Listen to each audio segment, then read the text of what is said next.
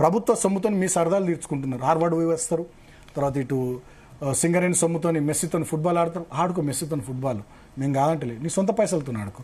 Harvard పోయిరా కాదంటలే, మంచి hard work అయ్యి హార్వర్డ్ పోయిరా, నీ సొంత పైసలతో పోయిరా, ఎడ్యుకేషన్ డిపార్ట్మెంట్ నుంచి కట్టించారు. అంటే ఇవాళ ఏం జరుగుతూ ఉంది, ప్రభుత్వ సొమ్ముతోని వీళ్ళు సోకులు పోతున్నారు. ముఖ్యమంత్రి గారే కాదు, రేవంత్ రెడ్డి గారే కాదు, మంత్రులది గట్లనే ఉంది.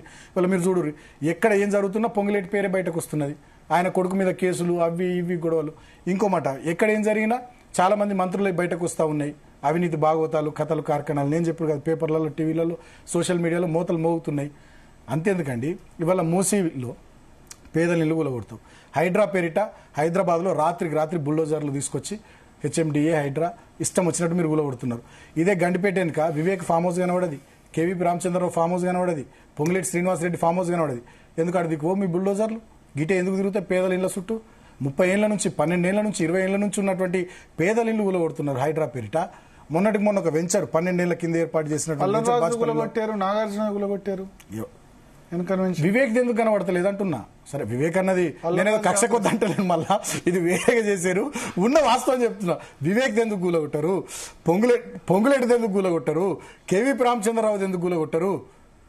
ఇప్పుడు నాగార్జునది కూలగొడితే వచ్చి నిన్న చేతులు కట్టుకునే గద్దరు అవార్డ్స్లని పక్కకి నిలబడి భయపెట్టి అందుకే కదా నువ్వు కూలగొట్టింది. నేనేమంటున్నా, అప్పుడు కూల్చేస్తున్నారు, కూల్చలేదు, ఆయన వచ్చి కూల్చేసి మేము ఎప్పుడు కూలుస్తామనిలే కానీ మేము ఎప్పుడు అనలేదు. నేనేమంటున్నా, తెలంగాణ అంతిమంగా ఈ రాష్ట్రంలో పేదలకైనా పెద్దలకైనా ఎవరికైనా సమానమైనటువంటి న్యాయం, చట్టం అందరికీ ఒకేలాగా ఉండాలి తప్ప చట్టం పెద్దోనికి చుట్టంలాగా పేదోనికి ఇంకోలాగా ఉండొద్దు అనేది నా బాధ, నా ఆవేదన. నేను ఇప్పటికైనా ఏమంటున్నా భరత్ గారు, సరే ఈ వ్యక్తిగతమైనటువంటి అంశాలు పక్కన పెడితే రాష్ట్రంలో మీకు అవకాశం వచ్చింది, మంచి పని చేసుకోరు, ఎవరొద్దు అంటున్నారు, పేరు తెచ్చుకోర్రి, మంచి పని చేయరు, మంచి కార్యక్రమాలు చేయరు, ఎవరొద్దు అంటున్నారు. మంచి కార్యక్రమాలు చేస్తే మేము అడ్డం పడితే జనంలో మేమే పల్సన్ అవుతాం కదా, మమ్మల్ని తప్పంటారు కదా జనం. ఇవాళ మేము ప్రధాన ప్రతిపక్షంగా ప్రజల తరపున మేము మాట్లాడతాం, కొట్లాడతాం. దాన్ని మీరు వ్యక్తిగతంగా తీసుకోవద్దు.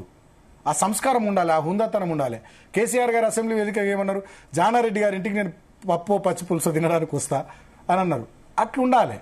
ఇవాళ నేను అడుగుడు కాదండి, మీ జీవన్ రెడ్డి సాబ్ అడుగుతుండే, ఆయనకు సమాధానం చెప్పుర్రి. ఇది రాహుల్ గాంధీ కాంగ్రెస్, రేవంత్ రెడ్డి కాంగ్రెస్ అని జీవన్ రెడ్డి సాబ్ అడుగుతున్నాడు.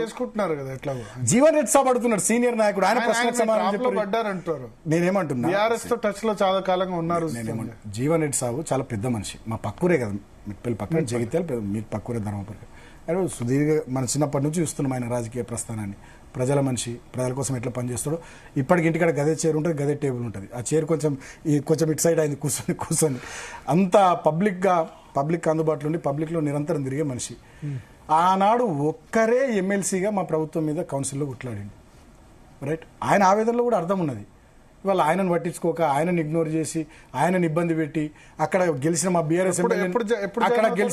మా బీఆర్ఎస్ ఎమ్మెల్యేని తీసుకొని ఇవాళ ఆయనను పొమ్మని లేక పోగెడుతున్నారు రేవంత్ రెడ్డి గారు. ఇవాళ నేను ప్రశ్నలు సంధించుడు కాదు, అసలు ఈ రాష్ట్రం ఎటుపోతుంది, ఈ రాష్ట్రంలో కాంగ్రెస్ ఎటుపోతుంది, ఇది రాహుల్ గాంధీ కాంగ్రెసా, రాజీవ్ గాంధీ కాంగ్రెసా, లేకపోతే రేవంత్ రెడ్డి చంద్రబాబుల కాంగ్రెస్ అని వారు ప్రశ్నిస్తున్నారు. జీవన్ రెడ్డి గారు వారికి సమాధానం చెప్పండి. ఇవాళ ఇంకో మాట అంటున్నాను నేను, సరే వారు టచ్లు ఉన్నారా, అది ఉన్నారా, ఇది ఉన్నారా నాకు తెలియదు. నేనేమంటున్నా అంటే, జీవన్ రెడ్డి గారు నేను ఒక వ్యాలిడ్ పాయింట్ చెప్పారు, మొన్న కూడా వ్యాలిడ్ పాయింట్ చెప్పారు.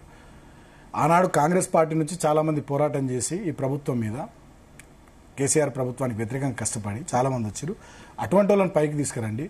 ఆనాడు బీఆర్ఎస్లో పదవులు అనుభవించి బీఆర్ఎస్లో మంచిగా మళ్ళీ వాళ్ళ బీఆర్ఎస్ వాళ్ళకి తీసుకొచ్చి మీరు పెద్ద పీటీఎస్ కరెక్ట్ కాదనేటువంటి మాట ఆయన అన్నారు. ఇప్పుడు వీళ్ళు ఏం చెప్తున్నారండి, మీరు కూడా బంగారు తెలంగాణ బ్యాచ్ తీసుకొచ్చారు కదా.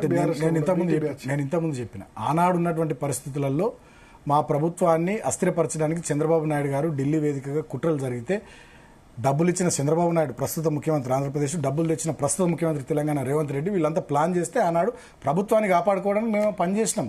నేను కాదంటలే. తర్వాత కూడా బీజేపీ మమ్మల్ని వడగొట్టాలని కుట్ర చేస్తే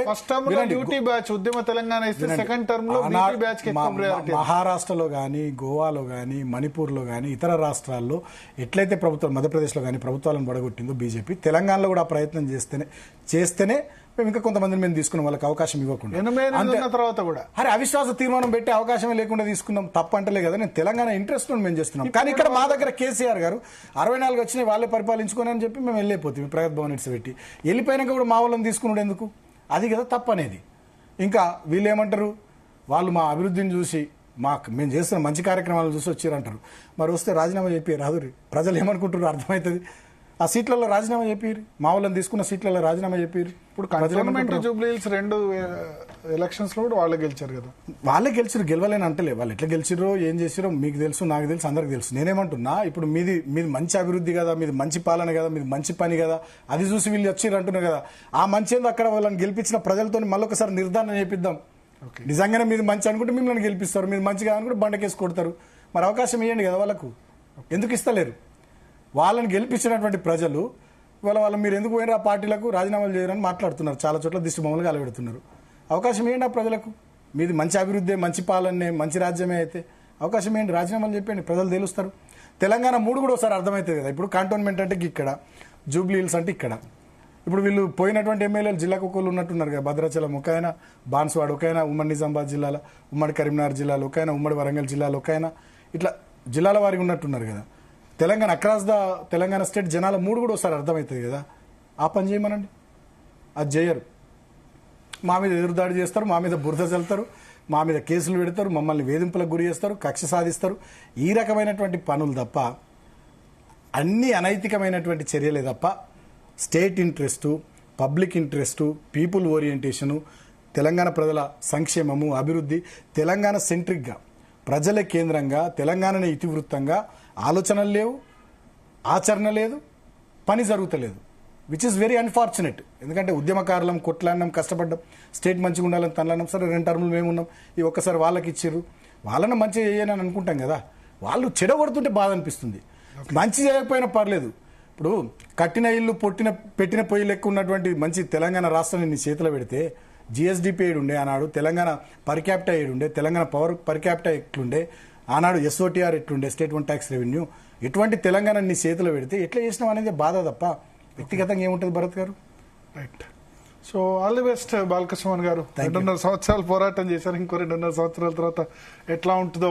మళ్ళీ మీరు అధికారంలోకి వస్తారో లేదా రేవంత్ రెడ్డి మళ్ళీ ముఖ్యమంత్రి అవుతారా, కేసీఆర్ ముఖ్యమంత్రి అవుతారా, ఏం జరుగుతుందన్నది 100% తెలంగాణ ప్రజలు మళ్ళీ కేసీఆర్ గారు రావాలి, గాడి తప్పిన తెలంగాణను మళ్ళీ గాడిన పెట్టాలి, మళ్ళీ ప్రజానురంజక పరిపాలన కేసీఆర్ గారి నాయకత్వంలో తెలంగాణలో కొనసాగాలని చెప్పి ప్రజలు కోరుకుంటున్నారు. డెఫినెట్గా ఎన్నికలు ఎప్పుడు వచ్చిన, అసెంబ్లీ ఎన్నికలు ఖచ్చితంగా కేసీఆర్ గారి నాయకత్వం వస్తుంది. నేను ఆనాడు మందమరి సభలో కూడా నేను చెప్పిన, కేసీఆర్ గారు మా అసెంబ్లీ ఎన్నికల ప్రచారానికి వచ్చినప్పుడు, తెలంగాణ ఇప్పుడిప్పుడే పచ్చబడుతున్నది, ప్రశాంతంగా ఉన్నది, ఈ ప్రశాంతత చెదిరిపోవద్దు. దాచి దయ్యాల పాలు చేసినట్టు, ఈనెగాసి నక్కల పాలు చేసినట్టు తెచ్చుకున్న తెలంగాణ కాంగ్రెస్ చేతికి ఇస్తే ఇది కుక్కలు చింపిన విస్తరాకైతుంది. పుట్టిన బిడ్డ తల్లి దగ్గర ఉంటే ఎంత భద్రంగా ఉంటుందో, తెచ్చుకున్న తెలంగాణ కేసీఆర్ చేతిలో ఉంటేనే భద్రంగా ఉంటుంది. కేసీఆర్ నాయకత్వమే తెలంగాణకు శ్రీరామ రక్ష అని చెప్పిన. ఇది ఎప్పుడు చెప్పిన? నేను 2023 నవంబర్ 7వ తేదీ నాడు నేను చెప్పిన. ఇవాళ తెలంగాణలో అంతా విధ్వంసమే కనబడుతున్నది తప్ప, మేము చెప్పినటువంటి విషయాలన్నీ వాళ్ళ నిజాలుగా ప్రజల కళ్ళ ముందు కనబడుతున్నది తప్ప వాళ్ళు ఏం లేదు తెలంగాణ. కాబట్టి మళ్ళీ తెలంగాణ కేసీఆర్ నాయకత్వాన్ని కోరుకుంటున్నది. డెఫినెట్గా కేసీఆర్ గారి నాయకత్వంలో మేము మళ్ళీ వస్తాం అధికారంలోకి, ప్రజల దీవెనతోని, ప్రజల ఆశీర్వాదంతో మంచి సుపరిపాలన అందిస్తాం.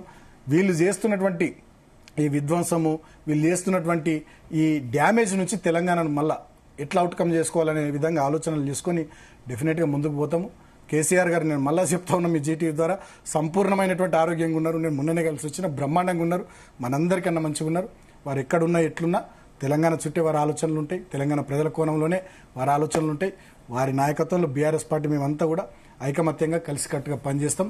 తెలంగాణ ప్రజల పక్షాన ప్రధాన ప్రతిపక్షంగా మా మీద ఎన్ని కేసులు పెట్టినా, గొడవలు పెట్టినా, కొట్లాడినా, జైళ్లలో పెట్టినా, చివరికి మమ్మల్ని చంపిన తెలంగాణ ప్రజల పక్షాన నిలబడతాం, కొట్లాడతాం.